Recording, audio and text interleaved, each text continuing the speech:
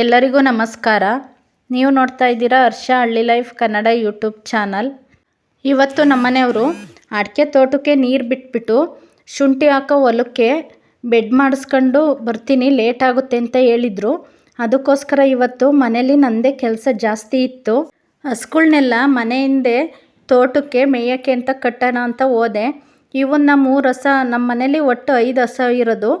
2 ಮನೆ ಹತ್ರನೇ ಕಟ್ತೀವಿ ಕೊಟ್ಟಿಗೆ ಒಳಗಡೆ, ಇನ್ನು 3ನ ಮೇಯೋಕ್ಕೆ ಕಟ್ತೀವಿ. ಮೇವಿದ್ರೆ ಮಾತ್ರ ಮೇಯಕ್ಕೆ ಕಟ್ತೀವಿ ಹೊರಗೆ, ಇಲ್ಲ ಅಂದರೆ ಕೊಟ್ಟಿಗೆಲೆ ಕಟ್ಬಿಟ್ಟು ಮೇವು ಹಾಕ್ತೀವಿ.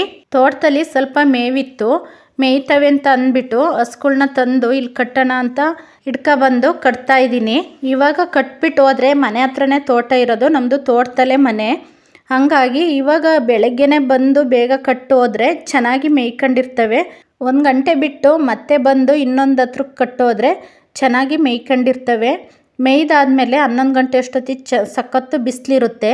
ಆಮೇಲೆ 11 ಗಂಟೆ ಮೇಲೆ ಹೊಡ್ಕೊಂಡೋಗಿ ಮನೆ ಹತ್ರ ನೀರು ಕುಡಿಸ್ಬಿಟ್ಟು ಕೊಟ್ಟಿಗೆ ಕಟ್ಟಿದ್ರೆ ಅವತ್ತಿನ ಹಸುಗಳ್ದು ಅರ್ಧ ಕೆಲಸ, ಅವತ್ತಿನ ದಿನದ ಅರ್ಧ ಕೆಲಸ ಮುಗ್ದಂಗೆ. ಹಸುಗಳ್ನ ತೋಟಕ್ಕೆ ಮೇಯಕ್ಕೆ ಕಟ್ಬಿಟ್ಟು ಮನೆಗೆ ಬಂದು ತಿಂಡಿ ಮಾಡಿದೆ. ನಾನಿವತ್ತು ತಿಂಡಿಗೆ ಶಾವಿಗೆ ಉಪ್ಪಿಟ್ಟು ಮತ್ತು ಮೊಸರನ್ನ ಮಾಡಿದ್ದೆ. ಮೊಸರನ್ನಕ್ಕೆ ಒಗ್ಗರಣೆ ಮಾಡಿದ್ರೆ ಮಾತ್ರ ನಮ್ಮ ಮನೇಲಿ ತಿನ್ನೋದು, ಇಲ್ಲ ಅಂದರೆ ಹಂಗೆ ತಿನ್ನಲ್ಲ ನನ್ನ ಮಕ್ಕಳು. ಅದಕ್ಕೋಸ್ಕರ ಮೊಸರಿಗೆ ಒಗ್ಗರಣೆ ಹಾಕಿ ಮೊಸರನ್ನ ಮಾಡಿದ್ದೆ. ತಿಂಡಿ ಎಲ್ಲ ಮಾಡಿ ನನ್ನ ಮಗಳನ್ನ ಸ್ಕೂಲಿಗೆ ಹೊರಡಿಸಿ ಕಳಿಸಿ ನಾನು ತಿಂಡಿ ತಿಂದು ಕೊಟ್ಟಿಗೆ ಮತ್ತು ಹಸು ಮೈ ತೊಳೆಯೋದಿತ್ತು. ಅದಕ್ಕೋಸ್ಕರ ಕರೆಂಟು ಅಷ್ಟೊತ್ತಿಗೆ 9 ಗಂಟೆಗೆ ಬಂತು.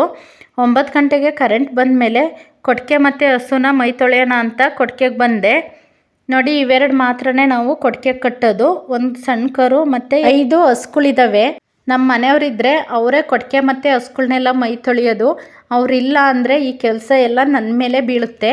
ಹೊಲ್ದತ್ರ ಏನಾದರೂ ಕೆಲಸ ಇದ್ದರೆ ಅವರು ಹೊಲ್ದತ್ರ ಹೋದರೆ ಈ ಕೆಲಸ ಎಲ್ಲ ನಾನೇ ಮಾಡಬೇಕು. ರೈತರಿಗೆ ಜಮೀನಿನ ಜೊತೆ 4 ಹಸ ಕಟ್ಕೊಂಡು ಹಾಲು ಕರೆದು ಹಾಕೋದ್ರಿಂದನೂ ಸ್ವಲ್ಪ ಲಾಭ ಈತೆ ಅಂತ ಹೇಳ್ಬೋದು.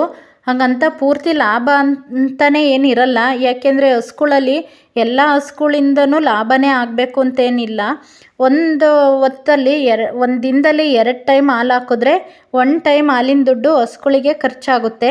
ಅದರಲ್ಲೂ ಹಸುಗಳು ಚೆನ್ನಾಗಿದ್ದು ಹಾಲೆಲ್ಲ ಚೆನ್ನಾಗಿ ಕೊಟ್ಟರೆ ಪರವಾಗಿಲ್ಲ. ಇನ್ನೊಂದೊಂದು ಸಲ ಹಸುಗಳಿಗೆ ಏನಾದರೂ ಕಾಯಿಲೆ ಆಗೋದು ಅಥವಾ ಈ ಕಂದುಗರು ಹಾಕೋದು ಆ ಥರ ಏನಾದರೂ ಹಸುಗಳಲ್ಲಿ ಆರೋಗ್ಯದಲ್ಲಿ ಏನಾದರೂ ಏರುಪೇರು ಆದರೆ ಲಾಭಕ್ಕಿಂತ ನಷ್ಟನೇ ಜಾಸ್ತಿ ಆಗೋದು. ಈ ವರ್ಷದಲ್ಲಿ ನಮಗೂ 2 ಹಸುಗಳಿಂದ ತುಂಬಾ ಲಾಸ್ ಆಯಿತು. ಆದರೂ ಅದ್ರ ಬಗ್ಗೆ ನಾವು ತಲೆ ಕೆಡಿಸ್ಕೊಳ್ಳಲಿಲ್ಲ. ಮತ್ತೆ 2 ಹಸುಗಳು ತಂದ್ವಿ. ನಾವು ಅಂತಲ್ಲ, ಯಾವುದೇ ರೈತರು ಅಷ್ಟೇ ಲಾಭ ನಷ್ಟದ ಬಗ್ಗೆ ತಲೆ ಕೆಡಿಸ್ಕೊಳಲ್ಲ. 1 ವರ್ಷ ಲಾಭ ಆದರೆ 1 ವರ್ಷ ನಷ್ಟ ಆದರೆ 1 ವರ್ಷ ಲಾಭ ಆಗೇ ಆಗುತ್ತೆ ಅನ್ನೋದು ನಮ್ಮಗಳ ನಂಬಿಕೆ ಆಗಿರುತ್ತೆ. ಅದು ನನಗೆ ಆ ಕಡೆ ಕಟ್ಕೊಂಡು ತೊಳೆಯೋಕ್ಕೆ ಬರಲಿಲ್ಲ, ಯಾಕೆಂದರೆ ಗೊಂತೊಳಿಕೆಲ್ಲ ನೀರಾರುತ್ತೆ ಅಂತ. ಆಮೇಲೆ ಈ ಕಡೆ ಕಟ್ಕೊಂಡು ಮತ್ತು ಮಿಷಿನ್ ತಗೊಂಡೆಲ್ಲ ತೊಳೆದ್ರೂ ನನಗೆ ಸರಿ ತೊಳೆಯೋಕ್ಕೆ ಬರಲಿಲ್ಲ. ತುಂಬ ಹೊತ್ತಾಯಿತು ಇದೊಂದು ಹಸು ಮೈ ತೊಳೆಯೋ ಅಷ್ಟೊತ್ತಿಗೆ. ನಮ್ಮನೆಯವರಿದ್ದರೆ ನಾನು ಸ್ವಲ್ಪ ಎಲ್ಪ್ ಮಾಡ್ತಿದ್ದೆ, ಅವರು ಎಲ್ಪ್ ಮಾಡೋರು, ಇಲ್ಲ ಅವರೊಬ್ಬರೇ ಆಗಲಿ ಬೇಗ ತೊಳೆಯೋರು. ನನಗೆ ಆ ಮಿಷಿನ್ ಅಡ್ಜಸ್ಟ್ ಮಾಡ್ಕೊಂಡು ತೊಳೆಯೋಕ್ಕೆ ಬರಲಿಲ್ಲ. ಅದು ಹಸುಗಳು ಮೈ ತೊಳಿಬೇಕಾದ್ರೆ ಒಂಥರ ಅಡ್ಜಸ್ಟ್ ಮಾಡ್ಕೋಬೇಕು, ಕೊಟ್ಟಿಗೆ ತೊಳಿಬೇಕಾದ್ರೆ ಒಂಥರ ಅಡ್ಜಸ್ಟ್ ಮಾಡ್ಕೋಬೇಕು.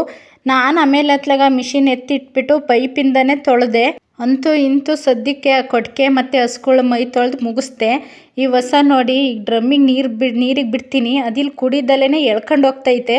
ಅದು ನಾವು ಹೊರಗೆ ತೊಟ್ಟಿ ಇಟ್ಟಿದ್ದೀವಿ. ಆ ತೊಟ್ಟಿಲಿ ಇಲ್ಲಿ ಕುಡಿಲಿಲ್ಲ ಅಂತ ಅಂದರೆ ಇಲ್ಲಿ ಕುಡಿಯೋಕ್ಕೆ ಇಷ್ಟ ಆದರೆ ಮಾತ್ರ ಇದು ಕುಡಿಯುತ್ತೆ, ಇಲ್ಲ ಅಂದರೆ ಹೊರಗಡೆ ತೊಟ್ಟಿಗೆ ಎಳ್ಕೊಂಡೋಗಿ ಕುಡಿಯೋದಿದು. ಇವನ್ನೆಲ್ಲ ನೀರು ಕುಡಿಸ್ಬಿಟ್ಟು ಕಟ್ಟಿ, ಇನ್ನು ಮೇಯಕ್ಕೆ ಕಟ್ಟಿದ್ನಲ್ಲ ತೋಟದಲ್ಲಿ, ಮನೆ ಹಿಂದೆ ತೋಟದಲ್ಲಿ, ಅವನ್ನ ಇಟ್ಕೊಬಂದು ನೀರು ಕುಡಿಸಿ ಕಟ್ಟೋದಿತ್ತು. ಅದಕ್ಕೋಸ್ಕರ ನೋಡಿ ಇದನ್ನು ಇಟ್ಕೊಂಡು ಹೋಗ್ತಾ ಇದ್ದೀನಿ ಮನೆ ಹತ್ರ. ಇಟ್ಕೊಂಡೋಗ್ಬಿಟ್ಟು ಈ ತೊಟ್ಟಿಲಿ ನೀರು ಕುಡಿಸ್ಬಿಟ್ಟು ಇದನ್ನು ಕಟ್ತೀನಿ. ಇದನ್ನು ಕಟ್ಬಿಟ್ಟು ಮತ್ತೆ ಇನ್ನೊಂದು ಸಲ 2 ಹಸುಗಳಿದ್ದು ಆ ಹಸುಗಳ್ನ ಇಟ್ಕೊಬಂದು ನೀರು ಕುಡಿಸಿ ಕೊಟ್ಟಿಗೆ ಕಟ್ಟಿದ್ರೆ ಇನ್ನು ಸಂಜೆ 5 ಗಂಟೆವರೆಗೂ ಕೆಲಸ ಇರಲ್ಲ. ಹಸುಗಳ್ದು ಕೊಟ್ಟಿಗೆ ಕೆಲಸ ಏನೂ ಇರಲ್ಲ. ಯಾರೆಲ್ಲ ನನ್ನ ಚಾನಲ್ನ ಹೊಸ್ದಾಗಿ ನೋಡ್ತಾ ಇದ್ದೀರಾ, ಸಬ್ಸ್ಕ್ರೈಬ್ ಮಾಡಿಕೊಂಡು ವಿಡಿಯೋನ ಕೊನೆವರೆಗೂ ನೋಡಿ. ವಿಡಿಯೋ ಇಷ್ಟ ಆದರೆ ಒಂದು ಲೈಕ್ ಮಾಡಿ. ಹಸುಗಳು ಮೈ ತೊಳೆಯೋದು ಮತ್ತು ಕೊಟ್ಟಿಗೆ ತೊಳೆಯೋದು ಏನು ಡೈಲಿ ತೊಳೆಯಲ್ಲ ನಾವು. 2 ದಿನಕ್ಕೊಂದು ಸಲ ಮೈ ತೊಳಿತೀವಿ, 2 ದಿನಕ್ಕೊಂದು ಸಲ ಕೊಟ್ಟಿಗೆ ತೊಳಿತೀವಿ. ತೀರಾ ತುಂಬ ಗಲೀಜು ಮಾಡ್ಕೊಂಡಿದ್ರೆ ಮಾತ್ರ ಡೈಲಿ ತೊಳಿತೀವಿ ಅಷ್ಟೇ. ತೋಟದಲ್ಲಿ ಮೇಯಕ್ಕೆ ಕಟ್ಟಿರೋದ್ರಿಂದ ಎಲ್ಲ ಇವು 3 ಹಸುನು ಹೊಟ್ಟೆ ತುಂಬ ಮೇಯ್ದಿದ್ದು. ಹಾಗಾಗಿ ನೀರು ಕುಡಿಸಿ ಕಟ್ಬಿಟ್ಟು ಇನ್ನು ಮಿಕ್ಕಿದ 2 ಹಸುಗಳಿಗೆ ಮಾತ್ರ ಮೇವಿಟ್ಟು ಕೊಟ್ಟಿಗೆ ಕೆಲಸ ಎಲ್ಲ ಮುಗಿಸಿದ್ದಾಯ್ತು ಇವತ್ತು. ಈ ಕೊಡ್ಕೆನ ನಾವು ಹೋದ ವರ್ಷ ಕಟ್ಟಿದ್ದು. ಈ ಕಡೆ ಹಸುಗಳ್ನ ಕಟ್ಕೋಬೋದು, ಮತ್ತು ಈ ಕಡೆ ಈ ಥರ ಏನಾದರೂ ವಸ್ತುಗಳು ಇಟ್ಕೊಳ್ಳೋಕ್ಕೆ ಅಂತ ಈ ಥರ ಫ್ರೀಯಾಗಿ ಜಾಗ ಬಿಟ್ಕೊಂಡಿರೋದು. ಆ ಕಡೆ ಗೋಡೆ ಕಾಣಿಸ್ತಿದೆಯಲ್ಲ, ಅದು ಸೈಲೇಜ್ ಮೇವು ತುಂಬ್ಕೊಳ್ಳೋಕ್ಕೆ ಅಂತ ಮಾಡಿಸಿರೋದು ತೊಟ್ಟಿ ಥರ. ಇದು ಸಂಜೆ ಹಾಲು ಕರೆಯೋ ಟೈಮಲ್ಲಿ ಮಾಡಿರೋ ವಿಡಿಯೋ. ಜಾಸ್ತಿ ಬೆಳಕಿಲ್ಲ, ಅದಕ್ಕೋಸ್ಕರ ಸ್ವಲ್ಪ ಕತ್ಲೆ ಥರ ಕಾಣಿಸ್ತಾ ಇದೆ. ನಾವು ಹಾಲು ಕರೆಯೋಕ್ಕೆ ಮಿಷಿನ್ನ ಬಳಸ್ತೀವಿ. ಮಿಷಿನಲ್ಲಿ ಕರೆದ್ರೂ ಸ್ವಲ್ಪ ಹಾಲು ಮಿಕ್ಕಿರುತ್ತೆ, ಒಂದು 100 ಗ್ರಾಮ್ 200 ಗ್ರಾಮ್ ಅಷ್ಟು ಹಾಲು ಮಿಕ್ಕಿರುತ್ತೆ. ಅದನ್ನು ಕೈಯಲ್ಲಿ ಕರ್ಕೊಂತೀವಿ. ನಮ್ಮ ಎಲ್ಲ ಹಸುಗಳಿಗೂ ನಾವು ಮಿಷಿನ್ನೇ ಹಾಕೋದು. ನಮ್ಮ ಮನೇಲಿ ಈಗಿರೋ ಹಸುಗಳಲ್ಲಿ 3 ಹಸು ಮಾತ್ರ ಹಾಲು ಕೊಡ್ತಾ ಇರೋದು. ಇನ್ನು ಮಿಕ್ಕಿದ 2 ಹಸುಗಳು ಗಬ್ಬಾಗಿರೋವು. ಹಾಲು ಕರೆದಾದ್ಮೇಲೆ ಮೇವು ಹಾಕಿದ್ರೆ ಇವತ್ತಿನ ಹಸುಗಳ್ದು ಪೂರ್ತಿ ಕೆಲಸ ಮುಗ್ದಂಗೆ. ಇದಾಗಿತ್ತು ಇವತ್ತಿನ ನನ್ನ ವಿಡಿಯೋ. ಎಲ್ಲರಿಗೂ ಧನ್ಯವಾದಗಳು.